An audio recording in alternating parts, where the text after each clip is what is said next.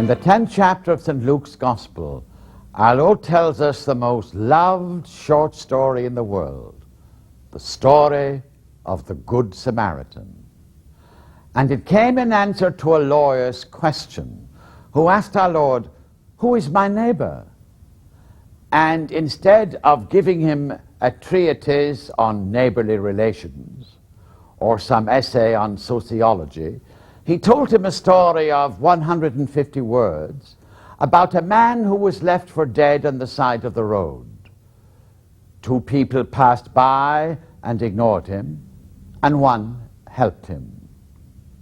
We can identify with the story very easily because we see ourselves in the story.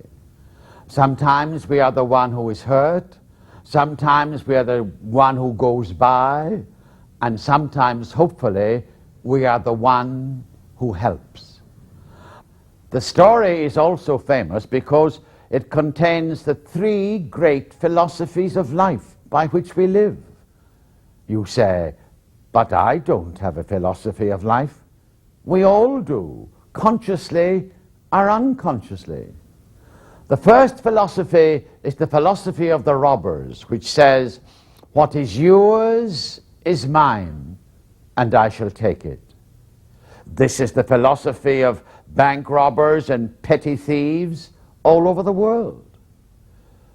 In a more sophisticated way, it is the philosophy of the employer who defrauds his workers of an honest wage. He thinks their work belongs to him.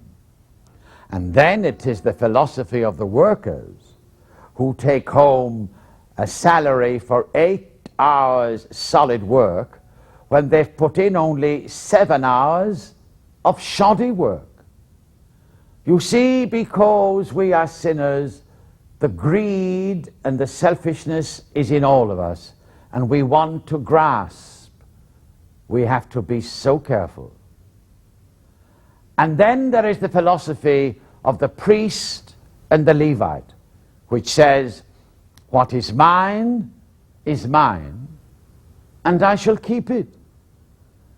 It is hard to blame them. They didn't cause the man any injury. They were innocent bystanders. Maybe they had a bus to catch.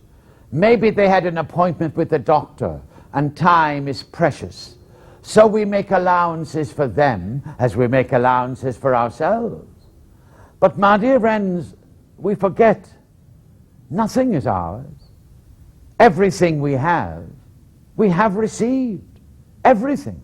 To the next minute, the next breath we draw. All gifts of God. Sadly, we become so enamored with his gifts. We do not possess them, they possess us. And we become slave to the gifts of our God because we are blinded by the sinfulness within us. And then there is the philosophy of the Samaritan. It is interesting, our Lord does not call him good, neither does St. Luke. He's called the Good Samaritan by the world, because his is the philosophy that should be ours. What is mine is yours, and I shall share it. This is what our Lord taught us, to give our cloak as well as our coat, to go the extra mile, to forgive not 7 times, but 70 times 7 times, not to refuse him who wants to borrow from us. This is the Christian philosophy by which you and I must strive to live. I know it is not easy. I know we have to begin again each day. I know the struggle is real, but we are not alone in the battle. The Lord himself, who gave the philosophy, is within us to enable us to achieve success. And our Lord is not talking only about monetary problems. We may not have much to give, but we have a kind word, a smile, a listening ear. We can make a phone call.